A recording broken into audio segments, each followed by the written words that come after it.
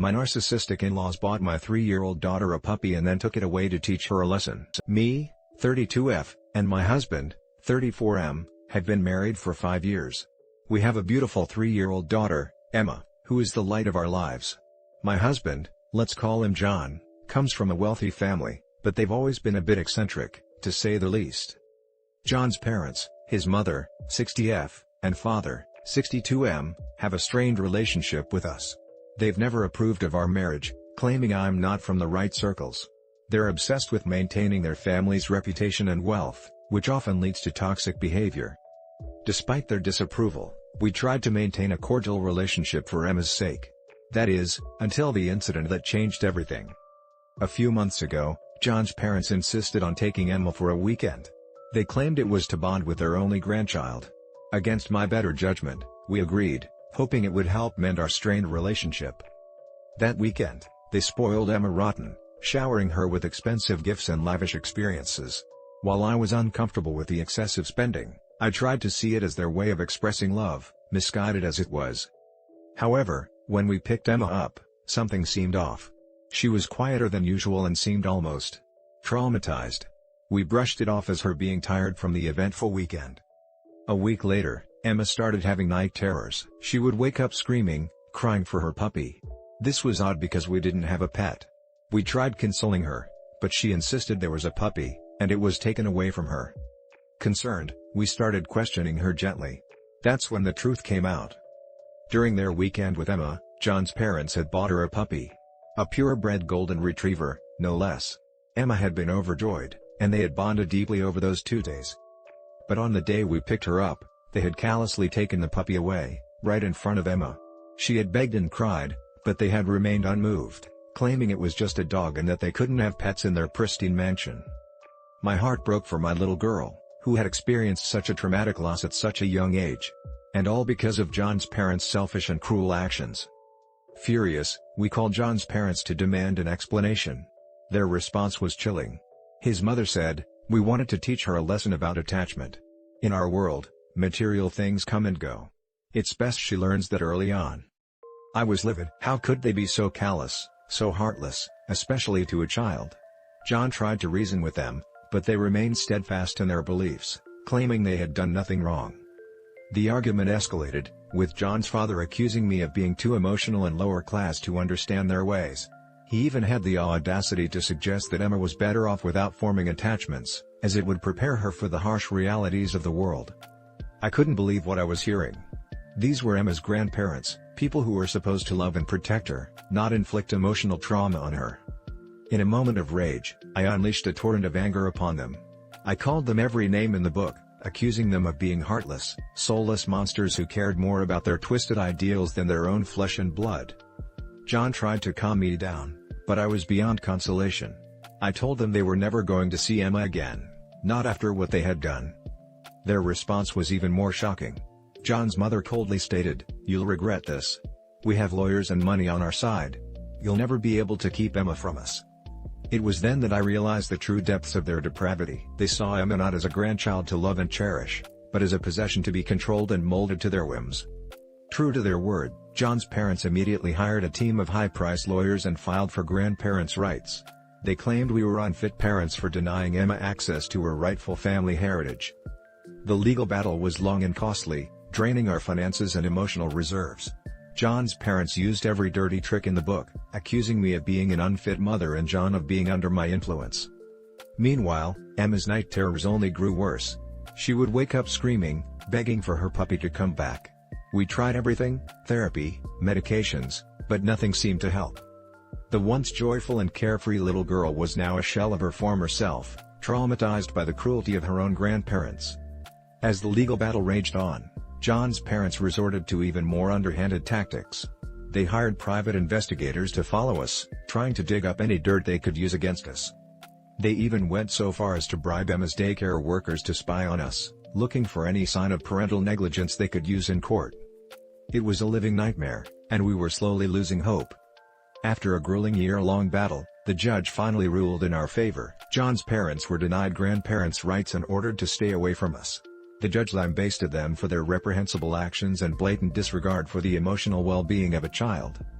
It was a victory, but it felt hollow. The damage had already been done. John's parents, enraged by the ruling, vowed to appeal.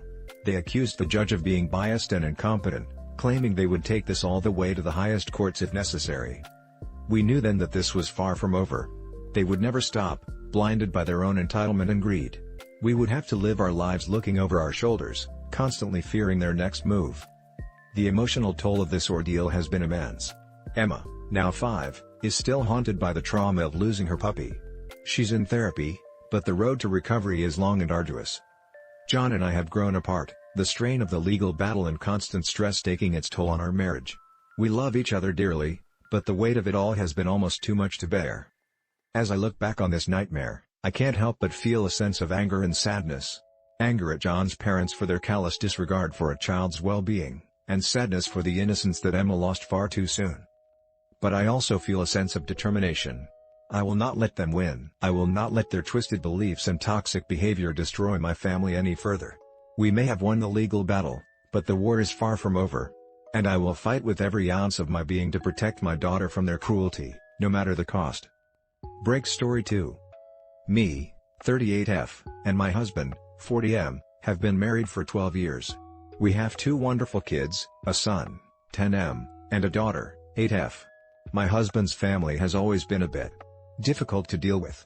They are wealthy and have a sense of entitlement that can be quite off-putting. My in-laws, particularly my mother-in-law, 65F, have never really approved of me.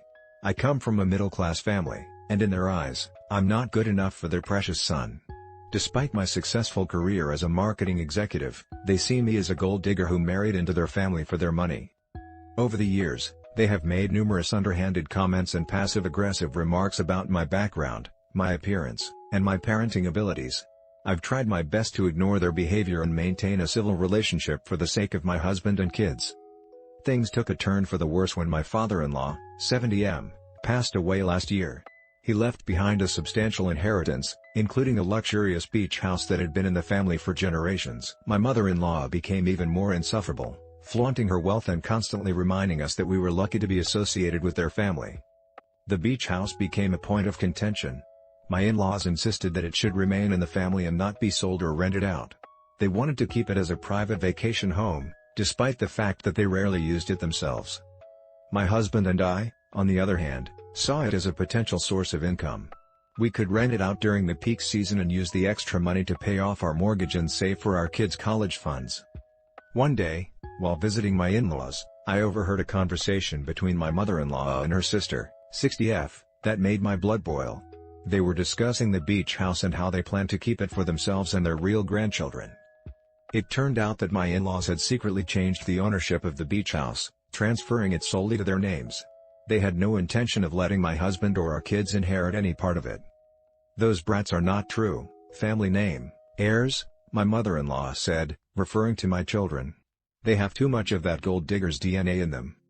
I was stunned and heartbroken. Not only had they blatantly disrespected me, but they had also written off my kids as if they were nothing more than outsiders. As I listened in horror, my mother-in-law continued her rant. We can't let that woman and her spawn get their hands on our family's legacy. They'll just squander it away. Her sister chimed in, "You're absolutely right. We need to protect our assets from those leeches." I felt sick to my stomach. These were supposed to be my family, yet they treated us like we were some kind of parasites, only after their money and possessions. Tears stung my eyes as I realized the depths of their contempt for me and my children. All these years, I had tried to be the bigger person, but their actions had crossed a line that could never be uncrossed. Anger and hurt bubbled up inside me. I couldn't stay silent any longer. I stormed into the room where my in-laws were sitting, my fists clenched at my sides. "How dare you?" I shouted, my voice trembling with rage. "How dare you speak about my children like that? They are just as much a part of this family as anyone else." My mother-in-law looked startled, but she quickly regained her composure. "Oh, don't be so dramatic," she sneered. "We were just having a private conversation." "A private conversation about disinheriting my kids and calling them leeches?" I spat back. "That's low, even for you." My husband, who had been in the next room, rushed in to see what the commotion was about. "What's going on here?" he asked, looking between me and his mother with concern. "Your wife is throwing a temper tantrum, as usual," my mother-in-law said dismissively. She overheard something she didn't like and is making a big fuss about it. I turned to my husband, my eyes pleading with him to understand. They changed the ownership of the beach house, I told him. They're planning to keep it all for themselves and their real grandchildren. My husband's face fell as he processed what I was saying. He looked at his mother, a mixture of hurt and disbelief on his face. Is this true, Mom? Did you really do that? My mother-in-law didn't even have the decency to look ashamed. Of course we did, she said unapologetically. That beach house has been in our family for generations. We can't risk it falling into the wrong hands. The wrong hands? My husband echoed, his voice rising. You're talking about my wife and kids, your own flesh and blood. They're not our flesh and blood, my mother-in-law snapped. Not really. Your wife is nothing but a gold digger, and those children are tainted by her influence. I felt like I had been slapped across the face. The venom in her words was like a physical blow. My husband, bless his heart, came to my defense. How can you say that, Mom? My name has been nothing but a loving wife and mother. She's part of this family, whether you like it or not. My mother-in-law scoffed. She's only after our money, can't you see that? And those children of hers will grow up just like her, greedy and entitled. I couldn't believe what I was hearing. All these years, I had tried so hard to be a good daughter-in-law, a good wife, a good mother.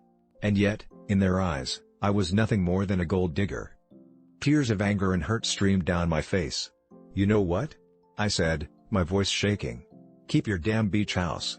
Keep all of your money and your precious legacy. It's not worth having a family that treats us like this. My husband put his arm around me, his face set in a grim line. We're leaving, he said to his mother. And unless you can learn to treat my wife and children with respect, you won't be seeing us anytime soon. We left my in-laws' house that day, both of us feeling hurt and betrayed. But as the initial shock wore off, anger took its place. How dare they treat us like outcasts, like we were unworthy of being part of their precious family. Over the next few weeks, my husband and I discussed our options. We couldn't let his parents get away with their despicable behavior. They needed to face consequences for their actions. That's when we came up with a plan that would hit them where it hurt the most, their bank accounts. You see, my husband's father had left a sizable portion of his inheritance in a trust fund for our kids. It was meant to ensure their financial security and provide for their education. But now, after the stunt my in-laws had pulled, we decided to use that money for a different purpose. We hired the best lawyers money could buy and set our plan into motion. First, we challenged the ownership transfer of the beach house.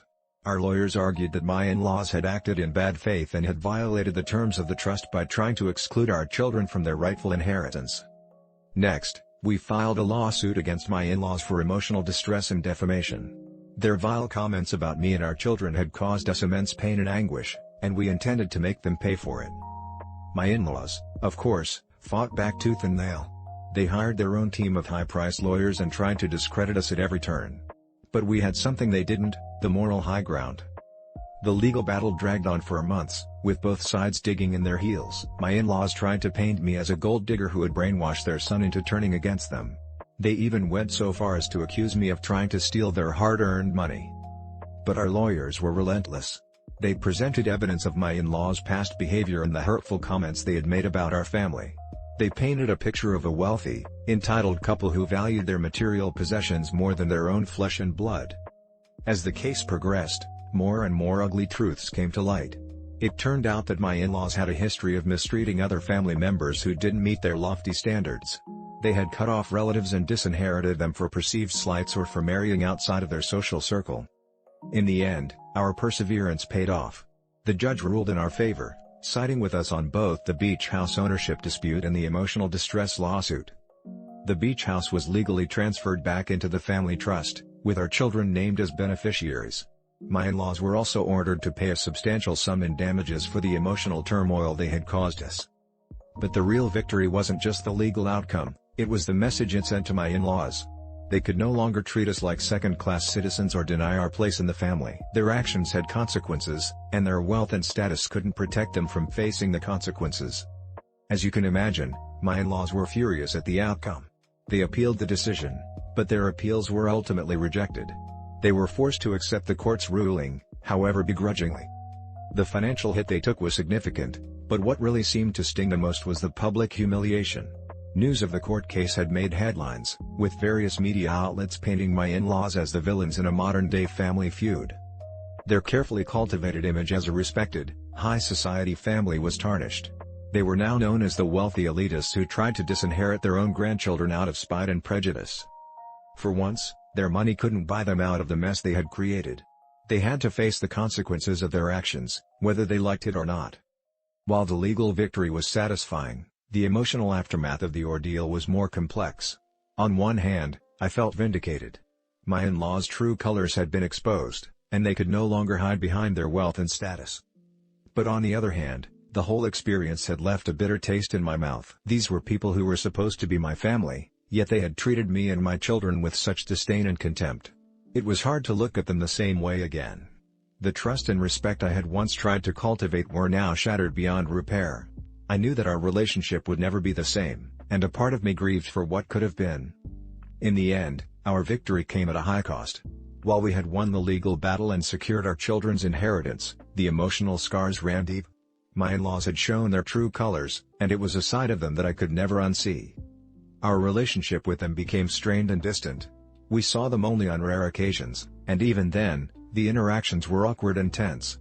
They had lost all credibility and respect in our eyes, and it was impossible to move past the hurt and betrayal they had caused. Looking back, I sometimes wonder if it was all worth it. Was the financial compensation and the sense of justice worth sacrificing what was left of our family bonds? It's a question I still grapple with to this day. But ultimately, I know that we did what we had to do. We stood up for ourselves and our children, and we refused to let my in-laws' toxic behavior go unchecked. It was a hard-fought battle, but it was one that needed to be fought. And who knows? Maybe, someday, my in-laws will realize the error of their ways and try to make amends. But until then, we'll keep moving forward, with our heads held high and our family's legacy intact.